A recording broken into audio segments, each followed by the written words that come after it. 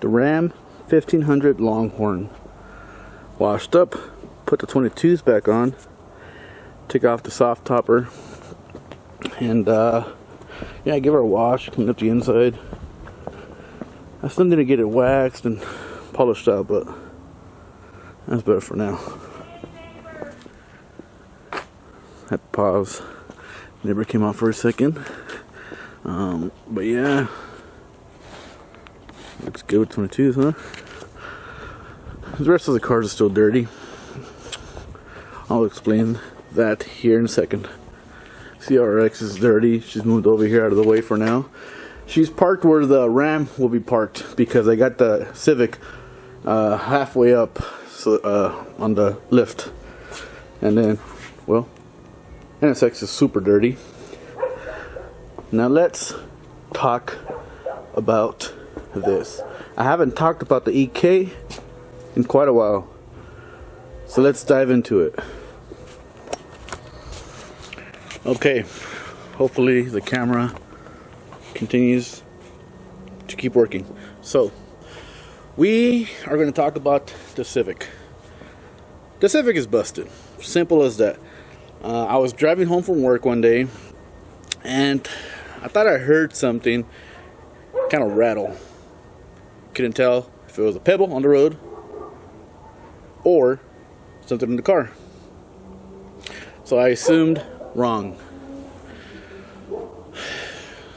2 days later, I take it for a drive and I just dumped the clutch.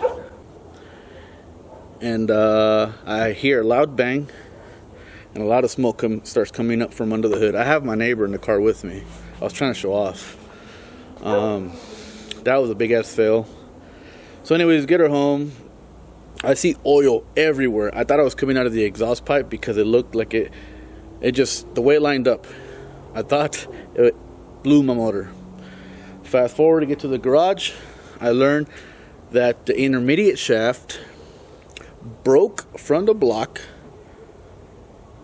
Of course, that broke the passenger axle, and then it smacked the oil filter, breaking it off the block along with the oil cooler. So the nipple going into the block, the threaded insert, that ripped out of the block. So the block has a chunk out of it.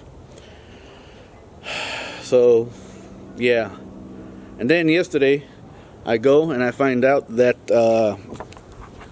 I am missing a bolt to my rear engine mount, and I think that's where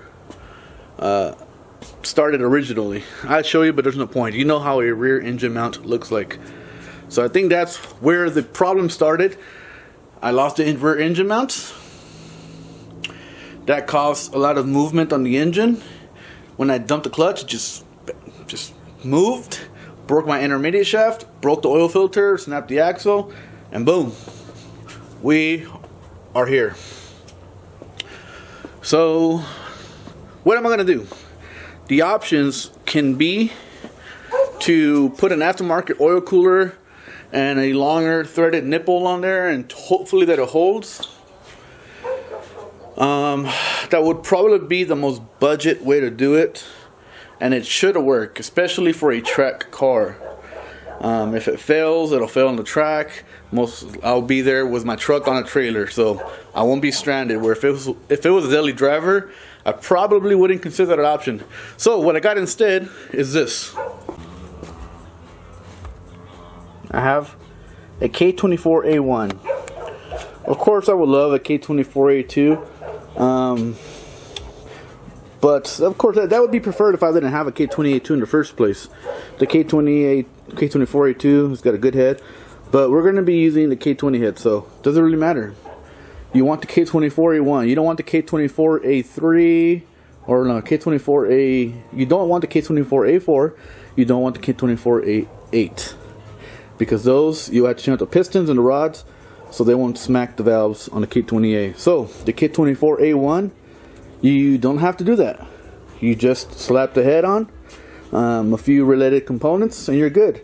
Of course, I am also going to do the K20 Type S oil pump and install a baffle. So I got this from a buddy, paid a couple of $100. Pretty good deal. And it shit, I forgot to get the oil dipstick out of there. And it appears, see if I can get it.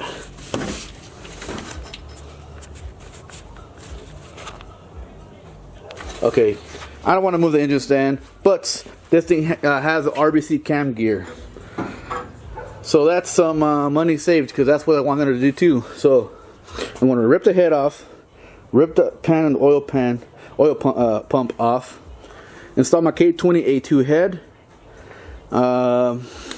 keep that RBC cam gear, that 50-degree VTC, put it on my K20 A2 head, put my K20 Type S oil pump on there, and this thing, will be ready to go.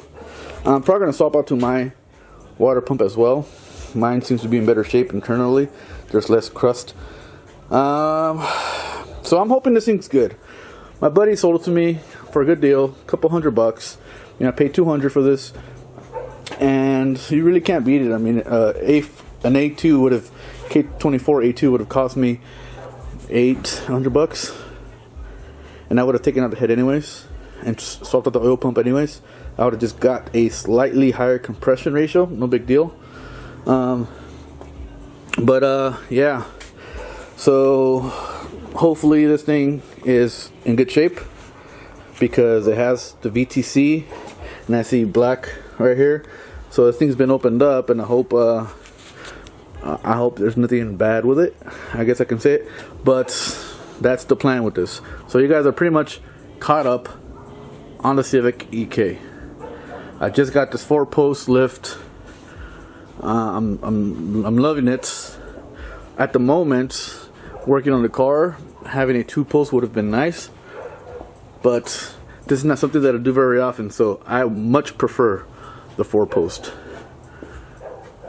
Yeah, I love it.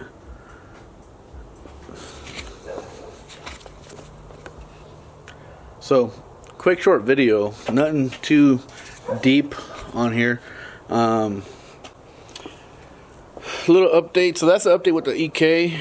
Let's talk about the CRX for a little bit. So the CRX has been restored. I still haven't registered it in California, and let me tell you why. It's been restored. So when they put it back together, the federal label that's on the door, it's not there. And the emission sticker under the hood is not there. It's no big deal. All the VINs match. But AAA can't do the VIN verification. When you're in California, you buy out of states, they have to do a VIN verification. And AAA, not seeing those two, referred me to CHP. They gotta check it out and make sure that the rest of the VINs match, and then they can issue me a new sticker, or at least sign me off. So no big deal, except with this whole COVID thing, they're backlogged for like months, and I lost my appointment, so I gotta call and start over again. So that's why the CRX is still in the garage, not being driven. Yeah, so NSX updates.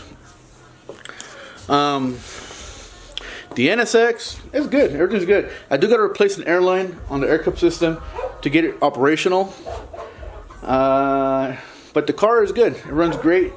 I do have the catalytic converters installed. I did it a couple of months ago in anticipation to get it smogged, and I still have not done that because I want to get the air ride done so I can get on the smog ramps easier.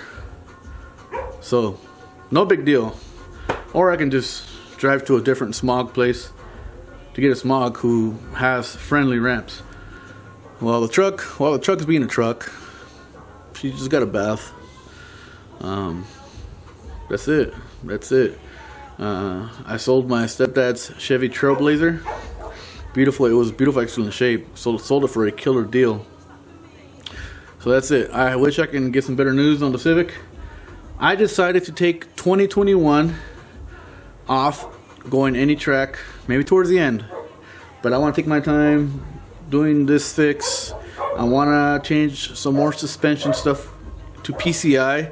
I only have a couple of components left to swap over to be full PCI, and I would also like to line up take out the dash, take out some stuff, work on this belly right here, line up myself, Man, fucking dogs. They're barking at me because I'm talking.